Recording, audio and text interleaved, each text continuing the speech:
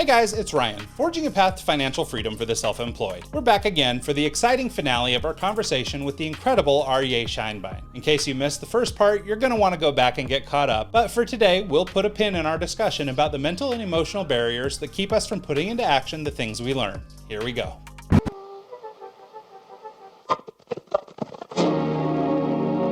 I will say, even as it pertains to regular money, I have an ancient IRA in Ameriprise, and I would like to move it into M1 Finance so that I can manage it myself, because the fees they're charging me at Ameriprise outweigh the gains I'm making.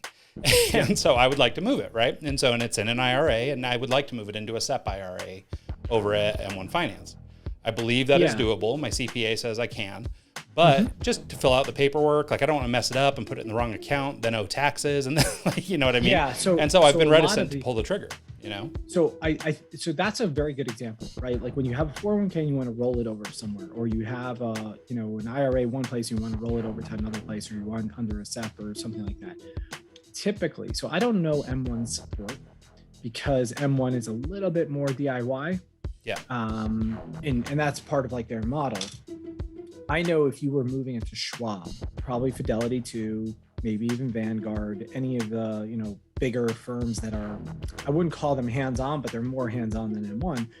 So I would guess if you call M1 and you tell them, I have this account at Ameriprise, I want to move it over to you. Those words naturally incentivize them to help you because now they're going to get your assets, right? They're going to custody them. They're going to potentially make commissions. They're potentially going to give you leverage. They're going to test whatever it may be, however they may monetize you. Their job is to get assets in the door. And so a lot of times these support channels, whether it's a phone call, email, whatever it is, they will either walk you through the paperwork step by step. They will sometimes actually initiate it for you. I know Fidelity, when I was moving something from, I don't remember what platform, they handled it because your fear is exactly right in the sense that I don't want the check to come to me. If I cash the check, do I pay the taxes? Did I just break the tax umbrella? All these things, right? So you want the check to go to M1. M1 may tell you, oh, it's a very specific address. It's a different mailing address. They may tell you all these things. So if you call M1 and you're like, listen, I have this account at Ameriprise. I want it rolled over to you guys. How do I go about doing it? Most of the time, they're pretty incentivized to either do it for you, help you significantly. If they say, oh, here's the form, go download it.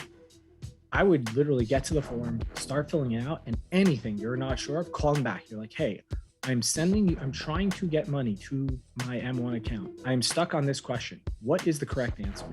Again, if they don't know, they will find someone because again, you are giving them money. So therefore they should be incentivized to do so. Yeah.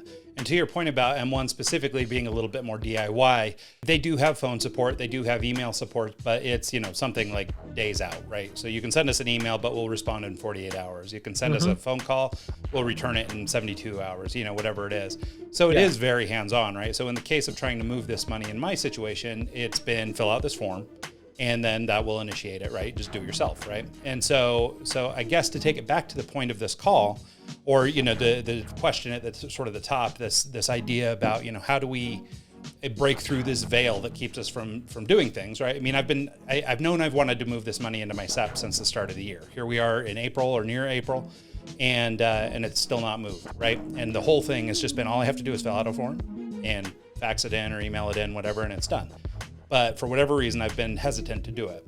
And you started to talk about something that I think is maybe what it is I guess, to get good at anything, right? If you want to throw a baseball, you need repetition. If you want to kick a soccer ball, you need repetition. You need things like that. And for most of us, we're not moving IRAs very often. We're not moving, money in and out of things very often. We're not, unless you're like a day trader or something, you're not even probably moving stocks all that often, somewhat irregularly. So we don't have a lot of this training, but where do you think, you mentioned one example of how somebody might go ahead and get some of that rep, which would be, take $100 you're willing to just kind of roll the dice on and open an account. But are there any other tools that you're aware of or anything else like that might be sort of a way to get repetition doing this stuff to sort of break down that wall a little bit? Yeah. So, I think it really depends on what that wall is, right? Like in your case, this example we used about your IRA, like you said, you're not going to do this more than once, right? So that's not really you don't want to get more reps at it. You just want to get it done one time. And it's like anything else, probably like if you have an insurance claim that you have to fill out a form, you're like, I'm not sure. Like it's always an annoyance. But when it relates to, I want to get good at fill in the blank, making trades, understanding things like that, right? Like there used to be like Market Watch, I think is owned by CBS now, like many, many years ago it wasn't.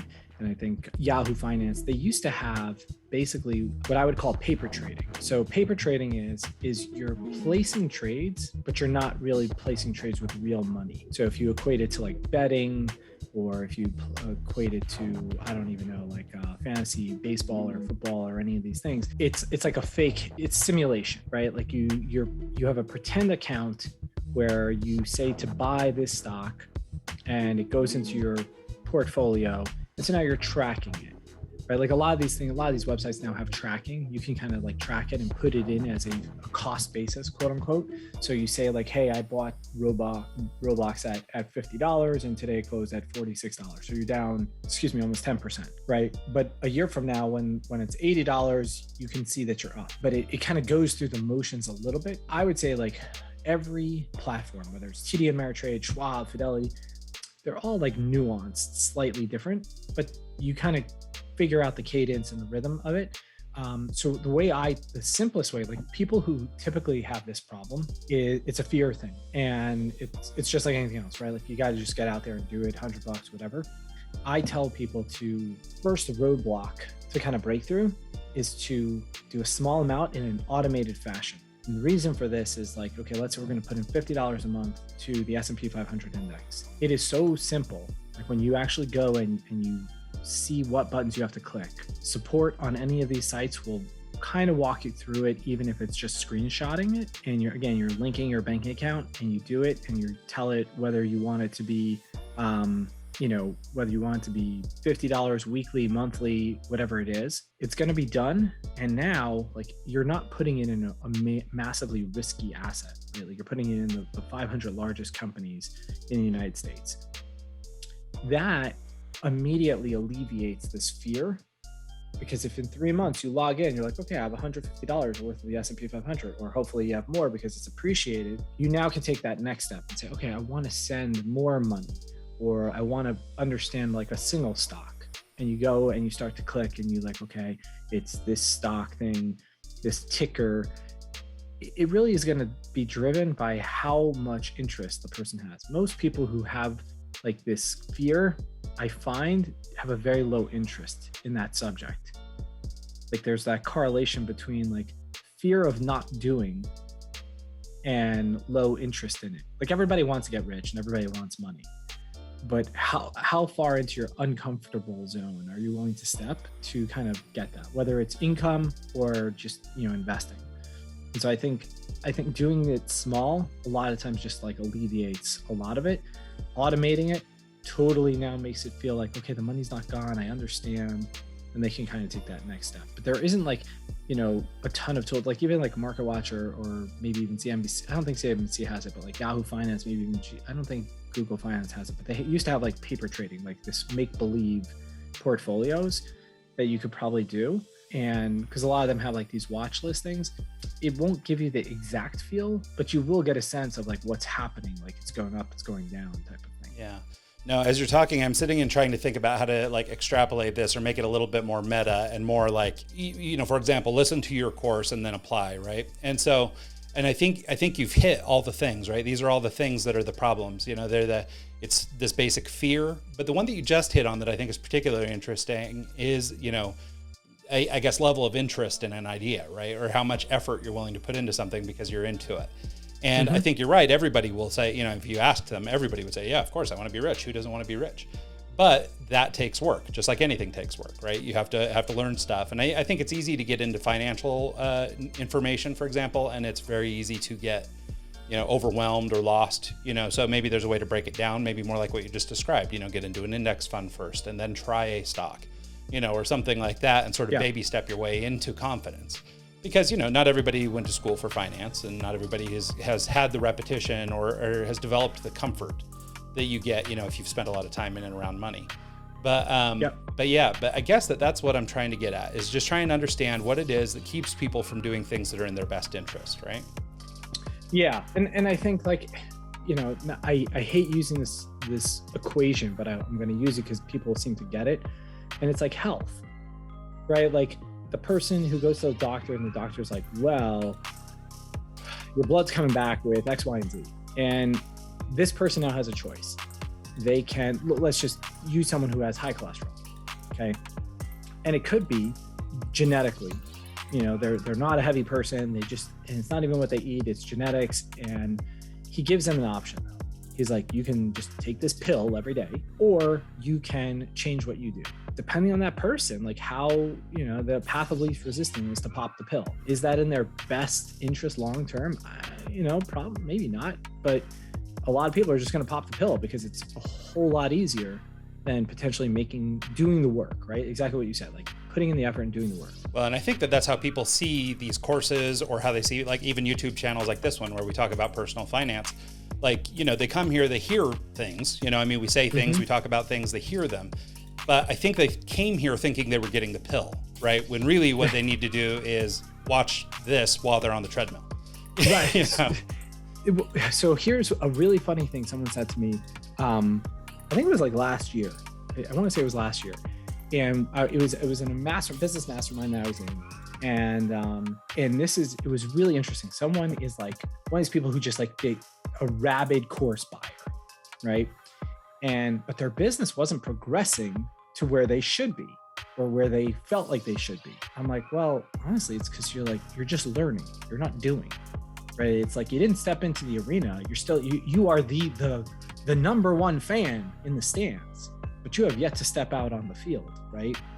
And they came to realize that they made this comment that was really, to me, was like really interesting. And they were like, you know what? I'm not doing the things. And I'm like, yeah, we both can agree on that, right?